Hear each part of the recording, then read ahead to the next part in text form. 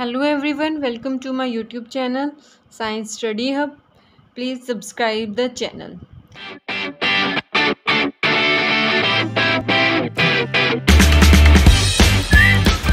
तो आज हम कंटिन्यू करेंगे जिससे हमने लास्ट वीडियो में बात की थी रिएक्टिविटी सीरीज़ की। रिएक्टिविटी सीरीज़ क्या होती है और हमें कैसे पता लगता है कौन सा ज़्यादा रिएक्टिव है और कौन सा कम रिएक्टिव है, कौन किसको डिस्प्लेस करेगा।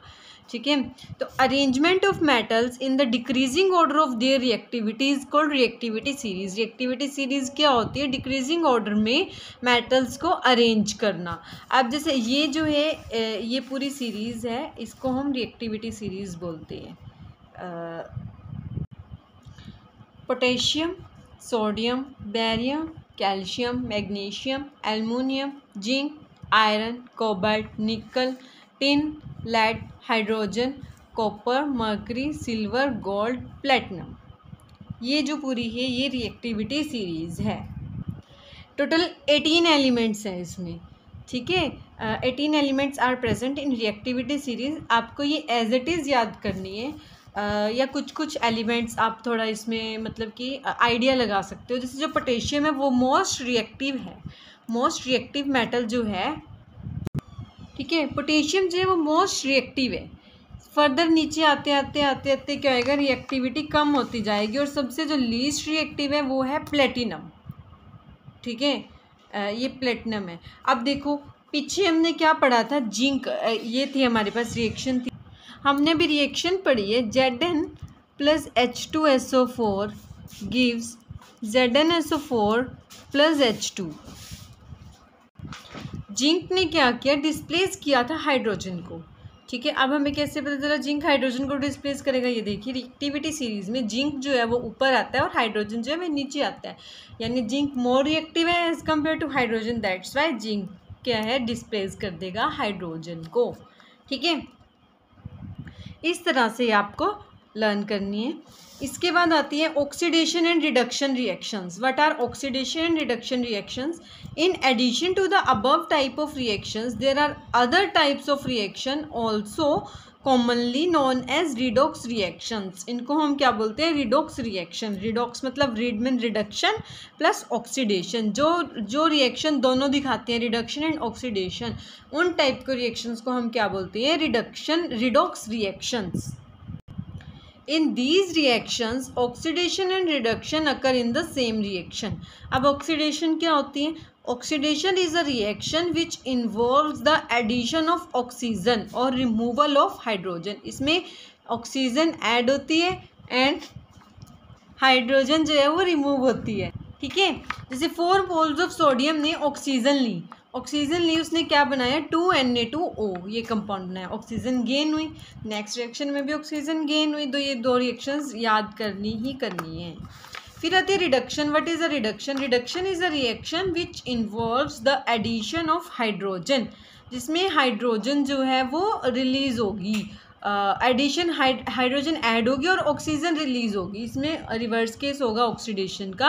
हाइड्रोजन ऐड हुई, सल्फर में H2S बनाया, CuO में H2 ऐड हुई, Cu प्लस H2O बनाया। ठीक है, substance which get oxidized act as reducing agent और the substance which get reduced act as oxidizing agent. ठीक है, अब ये दोनों क्या थे? रिवर्स केस थी। अगर हम इनका कॉमन अपनी लाइफ से एग्जाम्पल लें तो डेली यूज से, तो क्या होता है? ऑक्सीडेशन जो है ऑक्सीजन गेन की, जैसे हम है ह्यूमन बीइंग है, रेस्पिरेशन में सांस लेते हैं, जब हम ऑक्सीजन इनटेक करते हैं, लेते हैं ना, तो फर्दर जो अंदर रिएक्शंस होती हैं वो कौन सी रिएक्शंस होंगी? ऑक्सीडेशन। ठीक है, अब रिडक्शन कौन करता है? जो ऑक्सीजन रिलीज कर रहा है। ऑक्सीजन कौन रिलीज करते हैं? प्लांट्स। तो प्लांट्स जो है वो किसका एग्जाम्पल है? रिडक्शन का एग्जाम्पल है। ठीक है, इसके बाद एक ये टेबल आता है इस तरह से, जैसे CuO में H2 डाला, कॉपर ऑक्साइड में हाइड्रोजन डाली तो कॉपर प्लस H2O बने।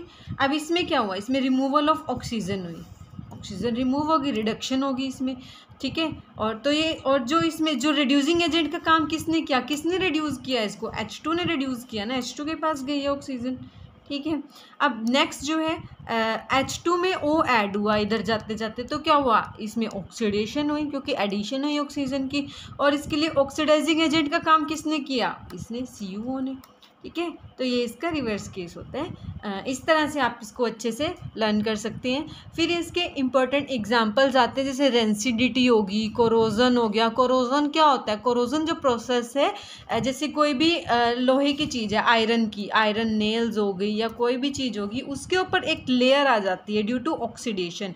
ऑक्सीजन के साथ आयरन जब एयर में ऑक्सीजन के साथ रिएक्ट करेगा, एक थिन लेयर फॉर्म होगी and that thin layer is known as the corrosion. Corrosion को जंग भी बोलते हैं, ठीक है, कोरोजन। देन एक आती है रेंसिडिटी। रेंसिडिटी क्या होती है? फूड होते हैं, जैसे कोई भी फूड है, फूड आइटम्स हैं, उसको हम, अगर आप ग्रेप्स है या कोई भी फ्रूट है, थोड़े टाइम के लिए बाहर छोड़ दो, ठीक है, एयर में, तो क्या होगा? ऑक्सीडेशन होगी, वो ऑक्सीजन से रिएक्ट करके, ऑक्सीडेशन करके वो क्या हो जाएंगे? ख़राब हो जाएंगे, स्पॉयल हो जाएंगे। स्पॉयल हो गए तो वो खाने के लिए नहीं रहे ना। इस प्रोसेस को हम बोलते हैं रेंसिडिटी। रेंसिडिटी मतलब स्पॉयलेशन ऑफ फूड्स। अब जैसे कोई भी पैकेट्स हैं, उसके अंदर हवा भरी होती है, जैसे लेज़ होते हैं या कोई भी पैकेट्स हम खाते हैं नॉर्मली, उसके अंदर क्यों करते हैं? क्योंकि वो टाइटली पैक्ड करके उसके अंदर वो हवा इसलिए भरते हैं, उसको स्टोर करने के लिए बहुत ज़्यादा देर तक, काफ़ी टाइम तक, काफ़ी डेज तक स्टोर करने के लिए उसको रखते हैं।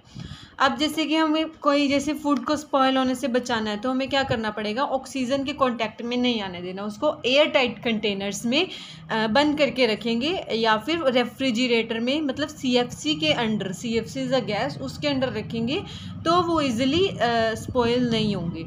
ठीक है, तो ये सब है, आप NCERT से रेफ़र कर सकते हो। अगर फिर भी कोई प्रॉब्लम आती है आप पूछ सकते हो। So thank you so much for watching my video. Please like and also see the other parts. Thank you so much.